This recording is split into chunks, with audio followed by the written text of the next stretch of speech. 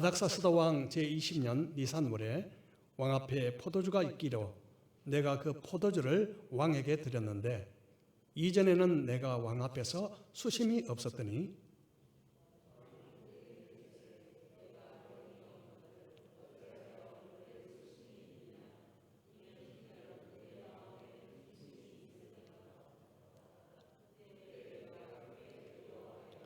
왕께 대답하되 왕은 만세수를 하옵소서. 내 조상들의 묘실이 있는 성읍이 이제까지 황폐하고 성문이 불탔사오니 내가 어찌 얼굴에 수심이 없사오리까 하니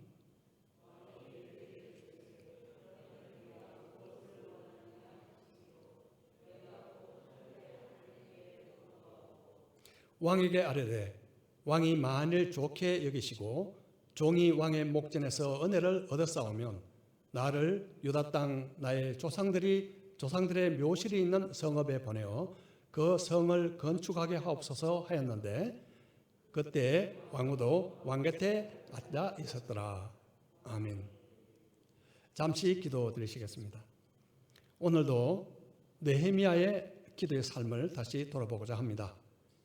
2400년이 훌쩍 지난 과거의 인물이지만 그가 남긴 기도의 자취를 통해서 오늘 살아가는 우리에게 기도를 가르쳐 주옵소서. 기도의 능력을 알게 하시고 기도의 중요성을 알게 하시며 기도하는 법을 알게 해 주시옵소서. 감사하며 예수님 이름으로 기도드립니다. 아멘. 지난주에 이어서 이번 주도 느헤미야의 기도라는 제목으로 말씀을 나누고자 합니다. 이야기는 동족과 함께 무려 1000km가 넘는 그 예루살렘으로 떠났던 느헤미야의 동생 하나니가 다시 페르시아의 수도 수산으로 돌아와서 형 느헤미야에게 예루살렘의 소식을 전하는 것으로 이야기가 시작되죠. 아주 좋지 않은 소식이었습니다. 예루살렘의 성 그리고 성문이 파괴되고 불탔으며 남아있던 동포들도 환난과 능욕을 당한다는 그런 소식이었습니다. 그 소식을 들은 느헤미야는 수일 동안 주저앉아 울면서 그리고 슬퍼하고 금식 기도를 시작했습니다. 그런데 기도 도중에 자기가 해야 할 일이 있음을 깨닫게 되었죠. 그것은 바로 그 무너진 예루살렘 성을 재건하고 깨어진 동포들의 삶을 회복시켜주는 그 일은 바로 다름 아닌 느헤미야 자신이 해야 한다는 그런 사실을 깨닫게 됩니다. 바로 하나님의 뜻으로 받아들인 것이죠. 이것이 바로 어떻게 보면 기도 응답이었습니다. 그는 하나님 앞에 순종하는 마음으로 결단합니다. 비록 포로의 후손인 그가 페르시아 왕의 최고 고위직 관리로서 정말 안정된 삶을 누릴 수 있었지만 다 내려놓고 머나먼 길을 떠나 정말 각종 위험이 도사리고 있는 그 예루살렘으로 돌아가기로 결심한 것입니다. 사실 우리에게 일어나는 일상의 모든 사건은 바로 다름 아닌 기도할 기회입니다. 기도할 기회입니다. 기도는요, 손을 모으고 일하는 것이고 일은 손을 펴고 기도하는 것이다. 그런 말이 있죠. 기도하는 시간, 일하는 시간을 따로따로 구분하기보다 기도하면서 일하고 일하면서 기도하는 것이 바로 기도의 일상이라는 것입니다. 정말 그렇습니다. 우리가 가장 우선을 두고 해야 할 일, 그것은 바로 기도인 것입니다. 생각과 말, 그리고 환경과 운명을 바꾸는 능력은 오직 하나님께 있습니다. 그리고 그 하나님의 손을 빌리는 것이 바로 기도인 것입니다. 따라서 기도는 우리 신앙의 기본이요 또 기초입니다. 프로야구 선수였던 박찬호 선수 아시죠? 그가 메이저리그에서 처음 훈련을 하게 됐을 때요, 코치가 그를 불러놓고 이런 이야기를 했답니다. 타자가 공을 친 후에는 1루로 뛰는 것입니다. 야구에 대해서 거의 모르는 사람도 그 사실 모르는 사람이 있습니까? 타자가 공을 치면 2루나 3루로 뛰는 그런 사람이 어디 있을까요? 1루로 뛰죠, 당연히. 그런데 프로야구 선수에게, 그것도 치열한 경쟁을 뚫고 메이저리그에 입단한 그 프로 선수에게 코치가 한 말, 타자가 공을 치면 1루로 뛰는 것입니다. 그것은 놀리는 말이 아니었습니다. 그 코치는 무엇보다 기본이 중요하다는 것을 상징적으로 가르쳐 준 것입니다. 박찬호 선수는요, 그 가르침에 아주 신선한 감동을 받았다고 전합니다. 그렇습니다. 우리가 무엇을 하든지 간에 먼저 기도해야 한다는 것은 신앙생활 속의 기본 중에 기본입니다. 하지만 우리의 삶을 돌아보면 바로 이 기본이 제대로 지켜지지 않을 때가 너무나 많습니다. 만일 이 기본이 깨어지면 우리의 삶은 죄와 유혹에 의해서 쉽게 깨어지게 될 것입니다. 그런데요, 기도만 하고 아무것도 하지 않은 채 그냥 가만히 있는 경우도 있습니다. 이것은 기도에 대해서 잘못 이해하는 부분이 있기 때문에 그렇습니다. 우리 기독교뿐만 아니라 우상을 믿는, 우상에 기도하는 그런 사람들도 종종 그런 식으로 기도하죠. 그들의 기도하는 내용은 보면 거의 비슷합니다. 가족이 건강하게 해주십시오. 장사나 사업이 잘 되게 해달라는 기도. 그리고 우리 자녀들이 잘 되게 해달라는 기도, 그런 기도죠. 소원을 빌고 나면 그것이 끝입니다. 특별히 잘 부탁한다고 우상 앞에 돈을 드리는 경우도 종종 있죠. 우리 그리스도인들도 종종 비슷한 기도를 합니다. 물론 합니다. 하지만 우리의 기도가 다른 점이 하나 있습니다. 그게 뭔가 하면 그것은 일방적인 것이 아니라 서로 교통하는 기도라는 것입니다. 기도할 때 우리만 말하는 것이 아니라 하나님의 말씀을 듣는 것이 올바른 기도인 것입니다. 종종 우리가 어떤 기도를 할 때요, 갑자기 내가 기도 가운데 내가 해야 할 일, 내가 할 수 있는 일이 갑자기 떠오를 때가 있습니다. 사실 이것이 바로 기도 응답일 수 있습니다. 느헤미야는 기도 중에 바로 내 자신이 그곳에 가야 한다, 그 사실을 알았죠. 바로 그에게 이것이 기도 응답이었던 셈입니다. 하지만 자기가 가고 싶다고 마음대로 갈 수 있는 게 아니죠. 그는 페르시아 정부의 아주 고위 관리직이었습니다. 왕의 허가가 있어야 가능한 일이었죠. 그러나 왕의 허가를 받는 일은 그렇게 만만한 일이 아니었습니다. 그래서 그는 왕의 자비를 얻도록 4개월간, 넉 달 동안 계속 기도했습니다. 4개월이 흘렀죠. 그동안 아무 일도 일어나지 않았습니다. 우리는 보통 기도하다가요, 쉽게 뭔가 일이 일어나지 않으면 인내심이 바닥나기 시작합니다. 그리고 기도를 쉽게 포기하거나 아니면 하나님의 선하심을 의심하기도 하죠. 그러나 우리가 알아야 할 사실이 있습니다. 기도는 바로 기다림이라는 것입니다. 기도에서 기다림은 마치 풋 과일이 익어가는 시간과 같습니다. 나무에 과일이 이제 파릇파릇 열리자마자 그것을 따먹는 사람이 있을까요? 맛있는 과일이 되기 위해서는 시간이 필요하듯이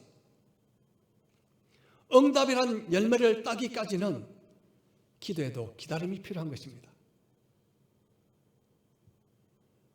저희가 결혼 초기에요, 너댓 가구가 사는 그런 다주택 2층 전셋집에서 산 적이 있습니다. 그런데 며칠 살아보지도 않고 우리가 잘못 들어왔구나 하는 것을 알게 됐습니다. 홀로 된 집주인 아주머니가 계셨는데 그 집 아주머니는 장성한 아들 하나, 딸 하나 둘이 데리고 아래층에서 살고 있었습니다. 그런데 너무 자주 마치 살인극이라도 일어날 것처럼 대판 싸움이 일어나곤 했습니다. 아래에서. 싸움의 이유는요, 그 어머니가 가진 유산 때문이었습니다. 유산을 차지하려고. 자녀들이 그냥 싸운 거죠. 심지어 제 아내가 싸움을 말리다가 경찰서에 함께 불려간 적도 있었습니다. 그래서 들어간 지 얼마 안 돼가지고 빨리 이사해야 되겠다. 그런데 문제는 소문이 나가지고 그 집에 들어온 사람이 아무도 없었다는 것이죠. 저희들은 아무것도 모르고 들어왔거든요. 그래서 만약 기도하며 기다리며 2년이 흘렀습니다. 그러던 중 그 집 아들은요, 또 저희가 살던 2층 그 바로 위에 옥상이죠. 또 방을 만들어서 뭔가 또 뭘 하려고요. 무허가로 방을 만들고 해서 집을 짓기 시작했어요. 그 위에, 바로 위에. 그러자 시 직원들이 와서 무허가인 줄 알고 부수기 시작했습니다. 부수고 나면 좀 있다가 또 다시 짓고, 조금 지나면 또 와서 부수고, 또 짓고, 결국은 짓더라고요. 그래서 이래서 안 되겠다. 그런데 당시에는 요즘처럼 전세금 보호 장치도 없었잖아요. 그냥 무턱대고 이사했다가는 전세금을 뗄 편이었습니다. 그것도 친척이 빌려준 돈인데. 하지만 이래서 안 되겠다 싶어서 무작정 나섰습니다. 집을 찾으러요. 아무리 찾아도 눈에 띄는 집이 없었습니다. 그래서 어느 날 휴일인데 약간 답답하고 낙심한 마음으로 그냥 앉아 있었는데요. 갑자기 성경 구절이 하나 떠올랐습니다. 시편 107편 4절에서 7절 말씀이었습니다. 그들이 광야 사막길에서 방황하며 거주할 성읍을 찾지 못하고 줄이고 목이 말라 그들의 영혼이 그들 안에서 피곤하였도다. 이에 그들이 근심 중에 여호와께 부르짖으며 그들의 고통에서 건지시고 또 바른 길로 인도하사 거주할 성읍에 이르게 하셨도다. 저는 이 말씀이 바로 하나님의 응답이라고 믿었습니다. 그래서 바로 아내와 같이 저희들 하여금 바른 길로 인도해 주셔서 거주할 집을 찾게 해주십시오. 너무나 피곤합니다. 기도하고 밖을 나섰죠. 나가자마자 눈에 띄는 전봇대에 붙은 전세 광고를 보고 바로 그 집을 찾아갔습니다. 첫 집에. 그런데 놀랍게도 너무나 우리에게 마음에 드는 집이었습니다. 바로 계약했죠. 들어올 사람도 없는데 이사 날짜까지 정했습니다. 가만히 생각해보니 좀 큰일 났습니다. 들어올 사람도 없는데 덜렁 이사갈 날짜까지 정해놨으니 이미 엎질러진 물이었습니다.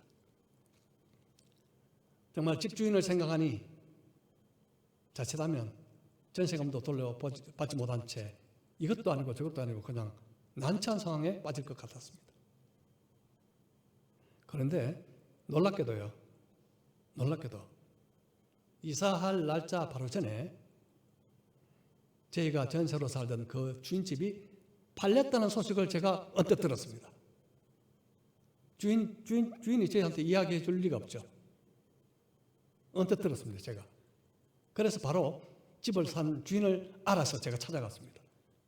그래서 우리 사정을 이야기했죠. 새로 집을 산 주인은 참 마음씨가 좋은 사람이었습니다. 감사하게. 우리가 그냥 이사간 그 집으로 그분이 직접 찾아와서 전세금을 돌려주고 웃으면서 저한테 이렇게 이야기했습니다. 그 집을 잘 알아보지 않고 샀는데 만일 그 집 사정을 진작 알았더라면 그 집을 주고도 안 샀을 텐데. 그렇게 저한테 이야기를 하시더라고요. 하여튼 저희는 원하던 집으로 이사를 갈 수가 있었죠. 기도 응답은요, 하나님께 속한 것입니다. 응답의 시기와 방법은 하나님께 달려 있습니다. 그러므로 기다려야 합니다. 만일 우리가 포기하지 않고 기도하고 기다리면 하나님께서는 어떤 방법으로든 우리의 기도를 응답하실 것입니다. 그리고 그 응답은 우리가 기대하지 않는 시간에 올 때가 많습니다. 우리는 종종 기도보다요 말이나 행동이 앞설 때가 얼마나 많은지 모릅니다. 그래서 기도를 하긴 하지만 기다리지 않고 먼저 불쑥 나서는 바람에 일을 망치고 뒤늦게 후회하는 경우가 종종 있습니다. 느헤미야가 처음 소식을 접하고 기도한 지 4개월이 지났습니다. 기도와 기다림 속에 마침내 응답의 순간이 찾아왔습니다. 아닥사스다 왕이 느헤미야의 안색을 보고 뭔가 좋지 않은 일이 있는 줄 생각하고 갑자기 물었죠. 내가 아픈 것 같지 않은데 왜 그렇게 안색이 좋지 않냐? 무슨 걱정거리라도 있는 것이냐? 왕이 묻는 순간 느헤미야는 마치 전기에 감전되는 것처럼 놀랍고 흥분된 기분을 느꼈을 것입니다. 얼마나 왕의 자비를 얻도록 그동안 기도하고 기다려왔던가. 하지만 그 순간 느헤미야는 크게 두려워했습니다. 신하가 왕 앞에서 슬픈 기색을 나타낸다는 것은 왕에 대한 불만으로 비춰질 수 있었기 때문에 그렇습니다. 그래서 느헤미야는 곧 진정하고 이렇게 대답하죠. 2장 3절입니다. 왕께 대답하되 왕은 만세수를 하옵소서. 내 조상들의 묘실이 있는 성읍이 이제까지 황폐하고 성문이 불탔사오니 내가 어찌 얼굴에 수심이 없사오리까 하니. 느헤미야가 대답한 이 말은요 굉장히 지혜로운 말입니다. 왜냐하면 이 대화가 있기 한 12여 년 전에 무슨 일이 있었는가 하면 그 아닥사스다 왕의 통치 초기죠. 그때 그 예루살렘에 살던 유대인들이 성읍을 복구하는 작업을 시도한 적이 있었습니다. 그런데 그 근처에 살던 그런 총독들과 또 이방인들의 지도자가 힘을 합쳤어요. 함께 일어나서 예루살렘 성읍 건축을 반대하는 상소를 왕 앞에 올린 거죠. 그 상소를 본 아닥사스다 왕은 바로 그 일을 강제로 중단시킨 적이 있었던 것입니다. 바로 그 사건이 에스라서에 나옵니다. 4장 23절이죠. 아닥사스다 왕의 조서 초본이 르훔과 서기관 심세와 그의 동료 앞에서 낭독되매 그들이 예루살렘으로 급히 가서 유다 사람들을 보고 권력으로 억제하여 그 공사를 그치게 하니. 자, 이런 일이 10여 년 전에 있었단 말이죠. 만약 느헤미야가 왕에게 제가 예루살렘으로 가서 성읍과 성벽을 재건하겠습니다. 도와주십시오. 그렇게 요청했다면요. 왕이 이전에 내린 명령을 번복해달라는 뜻이 되죠. 그리고 그 때문에 왕을 곤란하게 만드는 아주 위험스러운 말이 될 수도 있었습니다. 기회가 위기가 될 수도 있죠. 하지만 느헤미야는 이 민감한 문제를 바로 건드리지 않고요. 우회적으로 왕의 공감을 얻는 그런 말을 꺼냈습니다. 어떻게 꺼냈는가 하면 예루살렘을 언급하지 않고 그저 소신의 조상이 묻힌 그 성읍이 폐허가 되고 그리고 성문이 모두 불탔습니다. 그런 이야기를 했죠. 사실 유대인뿐만 아니라 그 당시 페르시아 사람들도요. 조상의 무덤을 아주 소중하게 생각했습니다. 조상들의 무덤이 파괴됐다. 이 말은 충분한 설득력이 있었습니다. 이처럼 기도하는 사람에게는 하나님께서 결정적인 순간에 말에 지혜를 주시는 것입니다. 이 말을 들은 아닥사스다 왕의 마음이 드디어 움직이기 시작하죠. 마침 그 자리에 왕후도 있었습니다. 왕후. 보통 왕후는 공식적인 석상에 이렇게 참석하지 않는데 왕후가 있었다는 그 말은요, 바로 그 자리가 굉장히 사적이고 친밀한 자리였다는 것을 우리가 짐작할 수 있습니다. 왕은 느헤미야의 걱정거리에 관심을 기울이기 시작합니다. 왕의 자비를 얻게 해달라고 기도했던 바로 느헤미야의 그 기도가 응답되는 순간이었죠. 왕은 다시 묻습니다. 그럼 원하는 것이 무엇이냐? 느헤미야는 왕의 질문을 받고 어떻게 반응했을까요? 2장 4절입니다. 왕이 내게 이르시되 그러면 내가 무엇을 원하느냐 하시기로 내가 곧 하늘의 하나님께 묵도하고 내가 곧 하늘의 하나님께 묵도하고 그는 바로 묵도했습니다. 묵도는 곧 기도죠. 기도했다는 말이죠. 왕의 질문에 대답하는 데 걸리는 시간은 불과 몇 초였을 것입니다. 그 짧은 순간에 그는 번개처럼 하나님의 도우심을 구하는 기도를 마음으로 드렸습니다. 이런 기도를 보통 화살 기도라고 하죠. 화살 기도. 마치 목표를 향해서 순식간에 화살을 쏘는 것처럼 기도를 하는 것. 이것을 바로 화살 기도. 그렇게 이야기하기도 합니다. 우리가 보통 한 곳에서요, 길게 오랫동안 기도하는 그 기도도 정말 중요하지만 갑작스럽게 결정해야 할 상황, 위기의 상황을 맞았을 때 바로 그 순간적으로 기도하는 그 화살 기도도 굉장히 중요하죠. 베드로가 갈릴리 바다 위로 걸어오시는 예수님을 보고 자기도 걸어가고 싶어서 예수님께 요청하고 허락을 받았죠. 그리고 담대하게 물 위를 걸어가다가 거센 파도와 풍랑을 보고 바람을 보고 그만 겁이 나서 물속에 빠져버리고 말았습니다. 자, 그때 베드로가 어떻게 기도했을까요?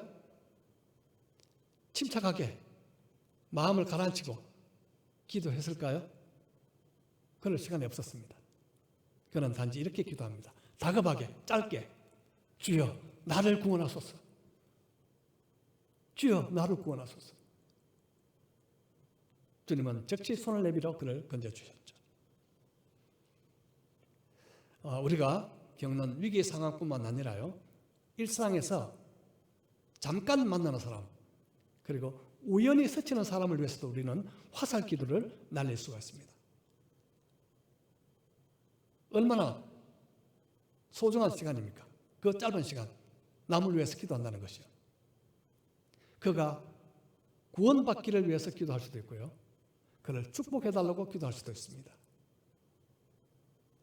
이런 기도를 할 기회는 얼마든지 있습니다. 일상에 보면 얼마든지 있습니다. 그리고 그런 화살은요, 아무리 쏴도 화살이 바닥나지 않습니다. 느헤미야는 잠깐 묵도한 후에 요청하죠. 왕께서 좋게 생각하신다면 소신의 조상이 묻혀있는 그 성읍으로 저를 보내주셔서 그 성읍을 다시 세울 수 있게 해주십시오.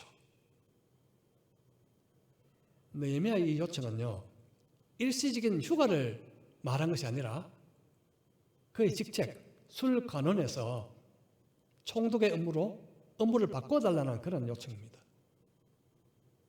왕은 느헤미야에게 또 질문하죠. 그렇다면 내가 가서 얼마만큼 있을 것이냐?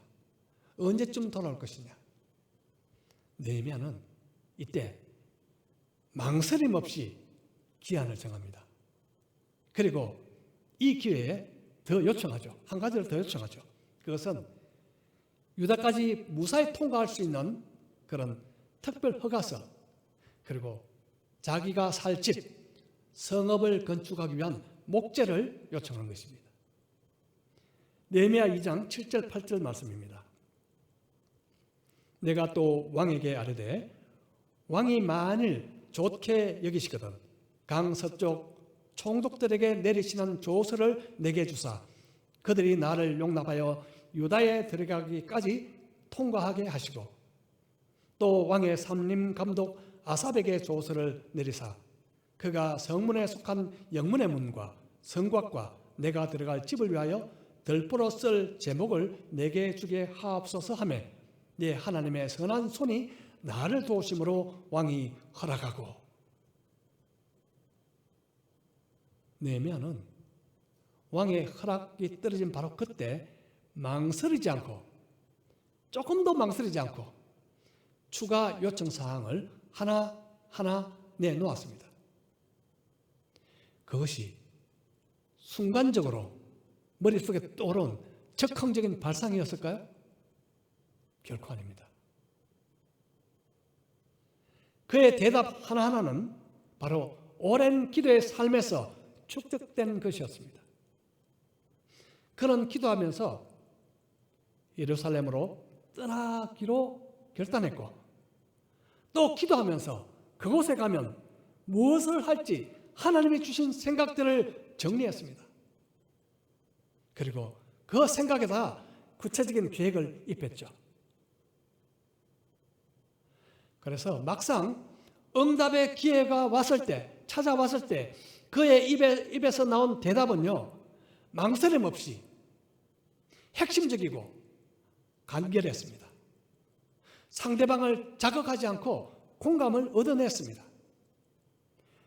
이런 면을 보면 느헤미야가 상당히 신중하고 조직적인 성격을 가진 지도자처럼 보입니다. 하지만 그보다 더 훨씬 중요한 사실이 있습니다. 그것은 바로 그가 기도의 사람이었다는 사실입니다. 기도의 사람.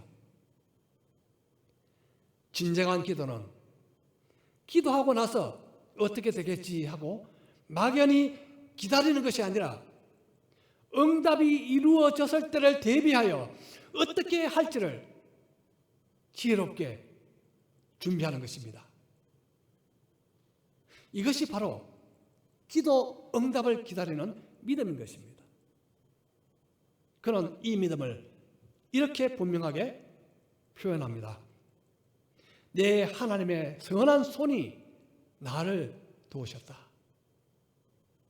내 하나님의 선한 손이 나를 도우셨다. 어떤 마을에서요, 아주 오랜 가뭄을 겪으면서 참 어려움을 겪고 있었습니다. 그 마을에 교회가 하나 있었는데 성도들은 날마다 저녁에 모여서 하나님께서 비를 내려주시도록 매일 저녁마다 기도했습니다. 그런데 어느 날 예배가 끝나자마자 비가 쏟아지기 시작했죠. 와, 성도는 너무 기뻐서 비를 맞으면서 막 뛰어갔습니다. 그때 한 소년만 우산을 들고 가고 있었습니다. 성도들은 깜짝 놀랐죠. 야, 너 어떻게 우산을 준비했냐? 그 소녀가 이렇게 대답했죠. 우리가 비를 달라고 날마다 기도했지 않습니까? 그래서 저는 하나님이 들어주실 거니까 늘 우산을 준비하고 다녔죠. 우리는 비를 달라고 기도하지만 우산을 잘 준비하지 않습니다. 그래서 막상 비가 오면요, 흠뻑 그냥 젖고 말죠. 우리의 기도가 더디게 혹은 응답되지 않는 것 같이 보이는 이유, 그 중에 하나는 우리가 기도만 하고 아무것도 하지 않은 채 그냥 가만히 있기 때문에 그렇습니다. 하나님은 나의 기도를 응답하시기 위해서 내가 할 일이 있다고 그렇게 말씀하시는데도 우리는 듣지 않습니다. 도움이 필요한 어떤 형제 자매를 위해서 우리가 기도할 때가 있습니다. 그냥 기도만 합니다. 하나님 도와주십시오. 그런데 갑자기 마음속에 하나님께서 너가 좀 도와주면 안 되겠니? 너가 도와줘라. 그렇게 마음을 얹혀 주실 때가 있죠. 그게 바로 응답입니다. 나를 통한 응답입니다. 그때는 하나님, 그럼 제가 어떻게 도울까요? 묻고 순종해야죠. 때로 우리는 기도는 하지만요, 응답에 대한 아무런 준비를 하지 않을 때도 있습니다. 응답을 받을 준비가 안 됐다는 거죠. 한마디로. 응답하신다고 해도 그 다음 어떻게 할 것인지 아무런 준비를 하지 않는다면 어떻게 하나님께서 속히 응답을 해 주시겠습니까? 느헤미야는요, 예루살렘 성과 동족들을 위해서 간절히 기도를 드리면서 응답에 반응했습니다. 바로 예루살렘의 회복과 재건을 위해서, 동포들의 회복을 위해서 바로 제가 가겠습니다. 하나님이 저를 부르신 줄 믿고 제가 가겠습니다. 그렇게 응답했죠. 그리고 그는 그곳에 갈 수 있도록 왕의 자비를 얻게 해달라고 기도하고 또 기다렸습니다. 그리고 기다린 것뿐만 아니라 응답에 대비하여 치밀하게 준비했습니다. 기도는요, 하나님이 혼자 일하시도록 다 맡겨버리는 것이 아닙니다. 기도는 하나님과 내가 함께 일하는 것입니다. 하나님께서 하실 파트, 내가 해야 할 파트, 함께 일하는 것이 바로 기도인 것입니다. 지난주와 이번 주에 걸쳐서 느헤미야의 기도에 대해서 몇 가지 나누었습니다. 자, 먼저 내가 기도하다가 내가 해야 할 일, 하나님이 내게 원하시는 것 같은 그런 것들이 생각난다면요, 바로 그것이 기도 응답일 수 있다는 것을 우리는 기억해야 합니다. 두 번째로는 일상에서 매 순간마다 짧게 기도하는 그런 화살 기도를 많이 활용하시기를 축복합니다. 마지막으로 기도하며 기다리면서 믿음으로 응답을 준비하는 저와 여러분 되시기를 축복합니다.